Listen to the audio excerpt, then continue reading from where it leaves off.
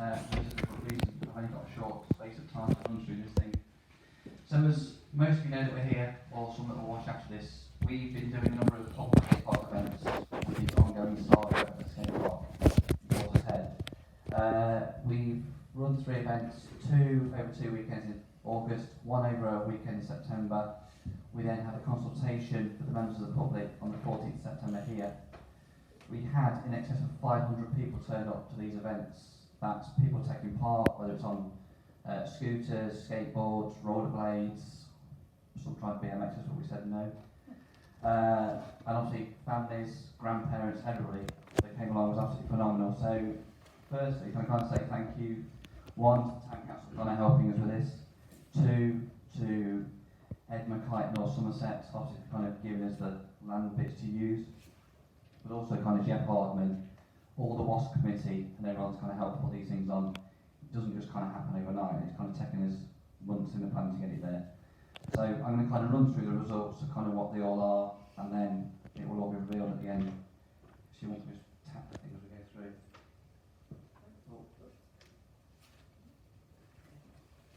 So obviously these are the kind of bits I'll kind of go through. If you want to kind of scroll through to the next one, and then we'll.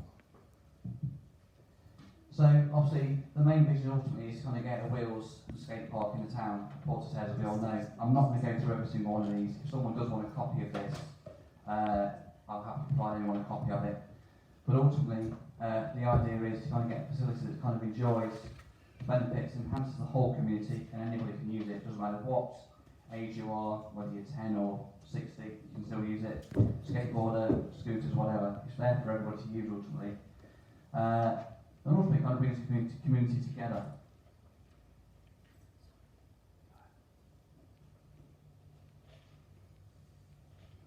So the bits we kind of have to look through is kind of the requirements.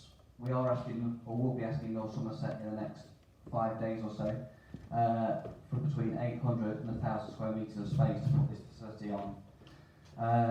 Obviously the land ownership, which bit is ultimately is North Somerset's impact on the surrounding area. So once we do go to North Somerset and hopefully get permission for the land, we'll then go open for full consultation to the town to get, 1, the residents where the area is going to be, to talk to them and see if there are any concerns they've got and work with them. Any businesses in the area, again, work with them. And anybody else who lives in and around the area that would like to talk to us, that has any concerns or anything, we need to engage with these people as part of the whole process. If there is a process we have to go through, and we will follow that one through. So, as we all know, we kind of looked at various different sites. There were a number of main sites we put on the survey, and there was 4 of them. One of the sites was Kilkenny Fields next to the Windmill Inn, up on the top of Nor Road. The second one again was Kilkenny Fields, down by the picnic area. The next one is obviously the Lake Grounds. We all know where that one is, effectively between the back of the boathouse and the play park area, just between the lake area there. And the last one is obviously Pill Park, again, which is next to the new boating area. They're the main ones that we looked at in this particular survey for various reasons.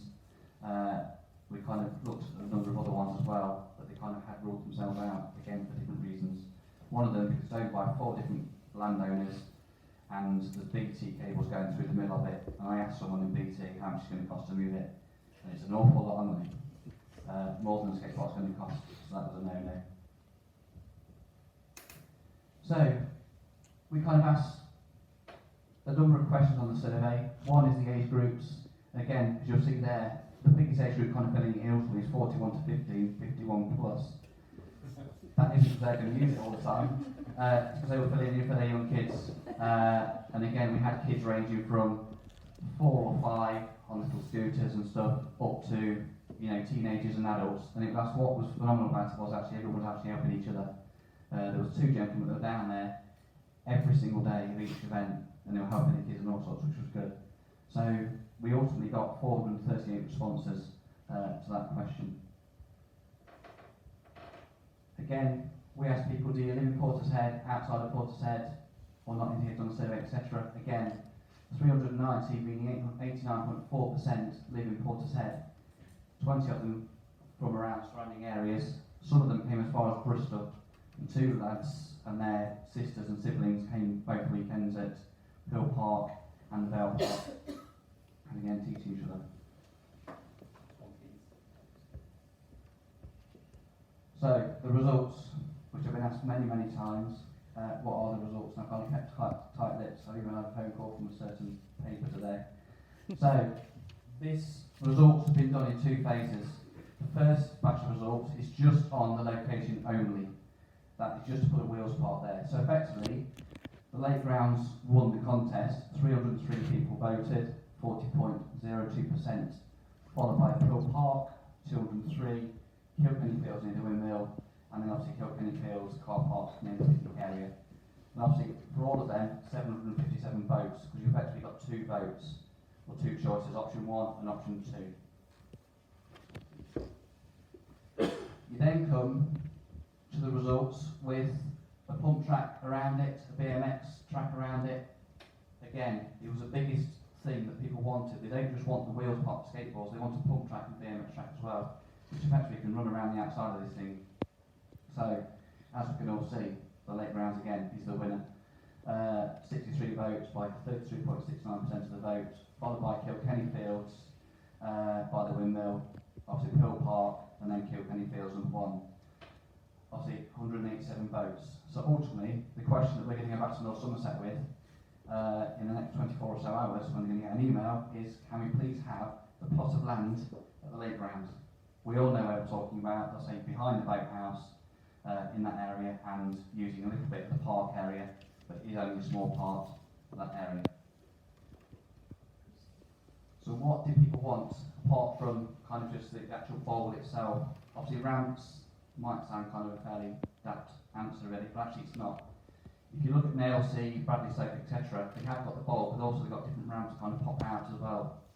And some of the ramps, and some of the kids are asking for kind of 4-foot ramps at the top of the bowl. I'm thinking, yeah, you can do that, not me.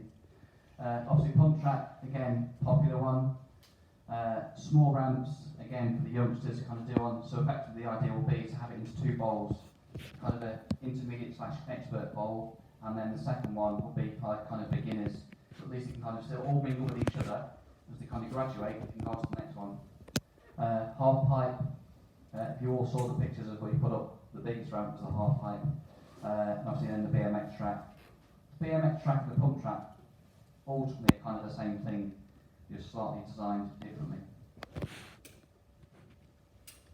Again, toilets, cafe, seating, water fountain, play equipment, etc. So we can kind of see, again, why the Lake Grounds kind of wins, because it's got all the facilities there. Yes, we need to harness them, yes, we need to work with it, but ultimately it has the facilities. Then we kind of get the top 5 of what would stop you using it. Poor antisocial behaviour, 47 people. Poor maintenance rubbish, 42 people. Age too old, yeah, there was a few.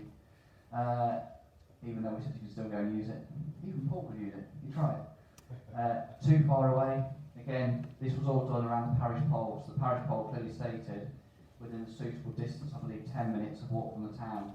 So again, the Lake Grounds just about falls in that category. Too busy, well, we'll just build a massive skate park then, that's fine, we'll solve that problem. Designs, which again we've kind of been asked by people, what kind of design are you looking at? The one on the left is the original design that went in 2009. The one on the right, or left as you guys look at it, is obviously Bradley Stoke. That is kind of something we look to kind of deliver around about that scheme. Slightly bigger is the plan, but again, we'll work with that one to see how we go. Again, these are just different kind of bowls where you can kind of put different skate parks. The one in the middle is in Italy, in the middle of some Roman ruins, believe it or not. So if they can put it in the middle of some Roman ruins, we can put it in Portishead. Funding. Biggest question we've been asked, how are you going to fund this thing? So obviously once we've got permission and agreement from North Somerset and we have the plot of land, we'll then kind of go down the funding route. We can't go down the funding route until we have the land. We will do various different ways. One is, yes, we'll ask the councils, obviously. The main routes are going to be kind of national lottery funding, different grants from different organisations. To be able to get them grants, you need to be a registered charity or a community interest company. We have now officially registered as a community interest company, so we can now kind of tap into them sources of grants. We will need the town council to help us. Ultimately, the town council is the body that's there forever. We all come and go as individuals. Also, North Somerset can help us with that as well, because again, they can tap into grants that can help us. So again, we'll work with both parties to deal with that one. Let's see, we are a CIC, which is a community interest company. That has been set up, accepted by Companies House and the HMRC, so we are on there now. Just for kind of transparency, and so everyone knows, Jeff Hardman is the named director, Ali Redwood is the named director, she's the accountant for us, and also myself. We will then, once everything's kind of got going, we've got the land, we've got planning permission, etc., once the consultation has taken place, we will then kind of go back to North Somerset and also speak to the town council of how they kind of facilitate the ongoing maintenance of this thing, put the thing together, because again, it isn't just going to run itself. We've got different options which we will discuss of how we move forwards. And then we'll kind of go from there. So the ball very shortly will be in North Somerset's court. Once the kind of information is passed along to them, like I say, they will have it. It will be on a certain person's desk Monday morning. And I look forward to an answer in the near future. Thank you.